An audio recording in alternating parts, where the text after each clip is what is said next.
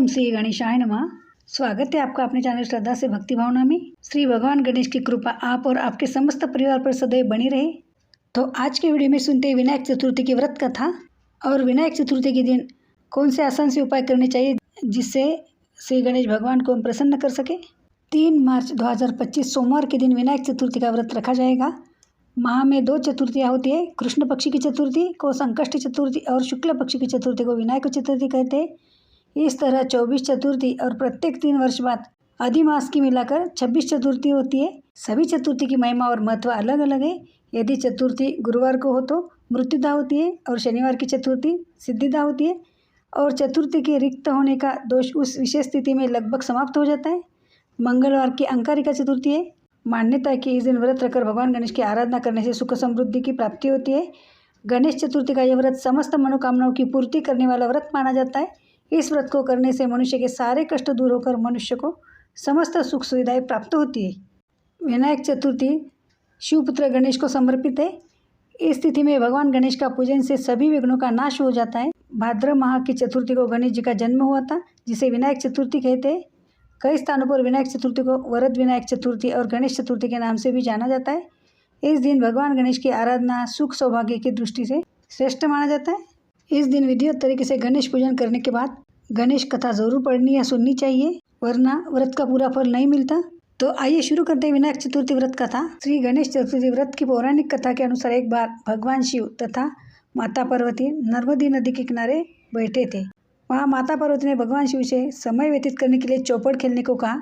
शिव चौपड़ खेलने के लिए तैयार हो गए, परंतु इस खेल में हार जीत का फैसला कौन करेगा, यह प्रश्न उनके समक्ष उठा।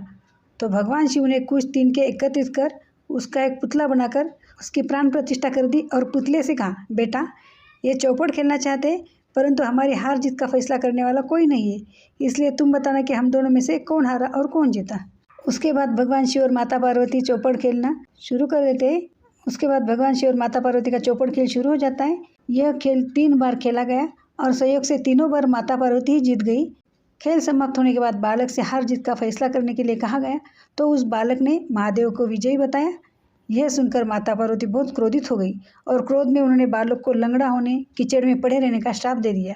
बालक ने माता पार्वती से माफ़ी मांगी और कहा कि यह मुझसे अनजाने में हो गया, मैंने किसी द्वेष भाव से ऐसा नहीं किया। बालक द्वारा क्षमा मांगने पर माता ने कहा, यह गणेश पूजन के लिए नाग कन्या आएंगी, उनके कहे अनुसार तुम गणेश व्रत करो, ऐसा करने से तुम मुझे प्राप्त करोगी। यह कहकर माता पार्वती शिव के साथ कैलाश पर्वत पर चली गई। 1 वर्ष के बाद उस स्थान पर नाग कन्याएं आई। तब नाग कन्याओं से श्री गणेश के व्रत की विधि मालूम करने पर उस बालक ने 21 दिन लगातार गणेश जी का व्रत किया। उसकी श्रद्धा से गणेश जी बहुत प्रसन्न हुए और उन्होंने बालक को मनोवांछित फल मांगने के लिए कहा। उस पर उस बालक ने कहा, हे विनायक, मुझ में इतनी शक्ति दीजिए कि मैं अपने पैरों से चलकर अपने माता पिता के साथ कैलाश पर्वत पर पहुंच सकूं और वह यह देख प्रसन्न हो जाए। तब बालक को वरदान देकर श्री गणेश अंतर्ध्यान हो गए। इसके बाद वह बालक कैलाश पर्वत पर पहुंच गया और कैलाश पर्वत पर पहुंचने की अपनी कथा उसने भगवान शिव को सुनाई। चौपड़ वाले दिन से माता पार्वती शिव जी से विमुख हो गई थी, अतः देवी के रुष्ट होने पर भगवान शिव ने भी बालक के बताए अनुसार 21 दिनों तक श्री गणेश का व्रत किया।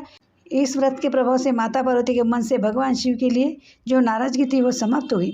तब यह व्रत विधि भगवान शंकर ने माता पार्वती को बताई। यह सुनकर माता पार्वती के मन में भी अपने पुत्र कार्तिकेय से मिलने की इच्छा जागृत हुई। तब माता पार्वती ने भी 21 दिन तक श्री गणेश का व्रत किया तथा दुर्वा, फूल और लड्डुओं से गणेश जी का पूजन अर्चन किया। व्रत के 21वें दिन कार्तिकेय स्वयं माता पार्वती से मिलने आ गई। उस दिन से श्री गणेश चतुर्थी का व्रत समस्त मनोकामनाओं की पूर्ति करने वाला व्रत माना जाता है। इस व्रत को करने से मनुष्य के सारे कष्ट दूर होकर मनुष्य को समस्त सुखी सुविधाएं प्राप्त होती है। यह कथा यहीं पर समाप्त हो जाती है। तो आइए आगे जान लेते हैं विनायक चतुर्थी के दिन कौन से आसान से उपाय करने चाहिए जिससे श्री गणेश भगवान हमारे समस्त परेशानियां दूर कर सके। तो आइए आगे जान लेते हैं विनायक चतुर्थी के दिन कौन से आसान से उपाय करने चाहिए। अगर आपके जीवन से परेशानियां कम होने का नाम नहीं ले रही है तो विनायक चतुर्थी के दिन इन उपायों को जरूर करें। ऐसा करने से जीवन की समस्त समस्याओं का समाधान निकल आता है। 3 मार्च को विनायक चतुर्थी का व्रत रखा जाएगा। इस दिन भगवान गणेश जी की पूजा की जाती है। हिंदू धर्म में गणेश जी को प्रथम पूजनीय का दर्जा दिया गया है। किसी भी देवी देवताओं की पूजा से पहले भगवान श्री गणेश की पूजा का विधान है। इन्हें बुद्धि, समृद्धि और सौभाग्य के देवता के रूप में पूजा जाता है। गणेश जी की उपासना शीघ्र फलदायी मानी गई है और विनायक चतुर्थी के दिन गणेश जी के निमित्त व्रत करने से व्यक्ति की समस्त इच्छाओं की पूर्ति होती है, साथ ही हर तरह के संकटों से छुटकारा मिलता है, ज्ञान की प्राप्ति होती है और धन संपत्ति में बढ़ोतरी होती है। तो आइए अब जानते हैं कि विनायक चतुर्थी के दिन किन उपायों को करने से शुभ फलों की प्राप्ति हो जाती है। विनायक चतुर्थी के दिन करें ये आसान से उपाय। अगर आप अपने घर की सुख समृद्धि को बढ़ाना चाहते हैं तो इसके लिए विनायक चतुर्थी के दिन स्नान आदि के बाद एक पान का पत्ता ले और उसे साफ पानी से धोकर अच्छी तरह से कपड़े से पोंछ ले। फिर केसर की मदद से उस पर श्री लिखे और भगवान श्री गणेश की पूजा के समय उन्हें अर्पित कर दें।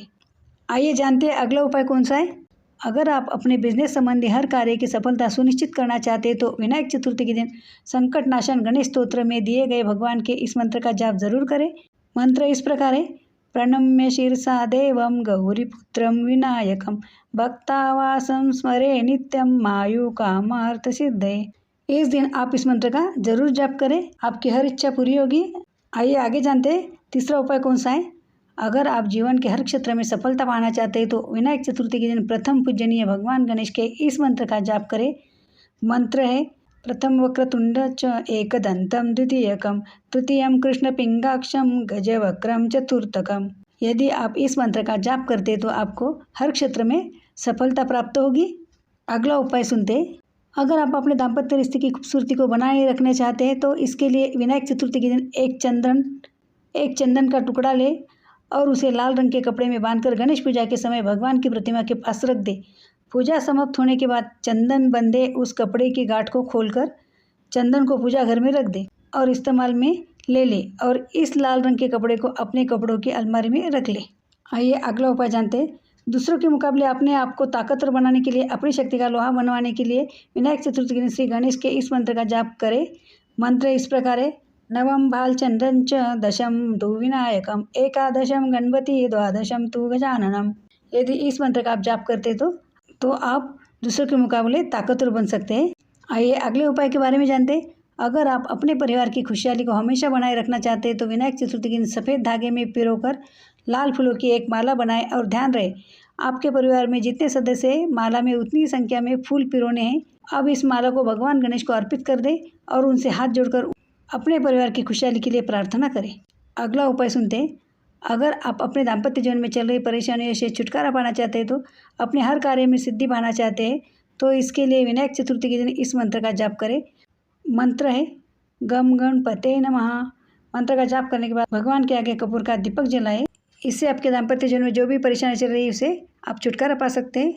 अगर आप अपने बच्चों के करियर की तरक्की सुनिश्चित करना चाहते हैं तो और उनकी बौद्धिक क्षमता में बढ़ोतरी चाहते हैं तो उसके लिए विनायक चतुर्थी के दिन आप गणेश जी के इस मंत्र का जप करें। मंत्र इस प्रकार है। वक्रतुंडाय हुम।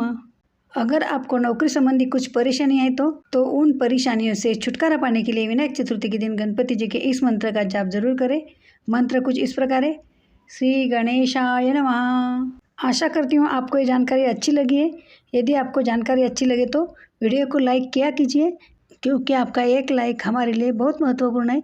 इससे हमें और अच्छे वीडियो बनाने की प्रेरणा मिलती है। और गणेश जी के सच्चे भक्त हो तो श्री गणेशाय नमः कमेंट में ज़रूर लिखें।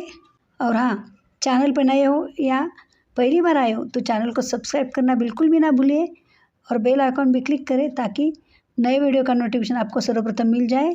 और हाँ, ज़्यादा से ज़्यादा शेयर कीजिए। तो मिलते हैं ऐसे जानकारीपूर्वक वीडियो के साथ। धन्यवाद। जय लक्ष्मी माता। ओम गम गणपते नमः।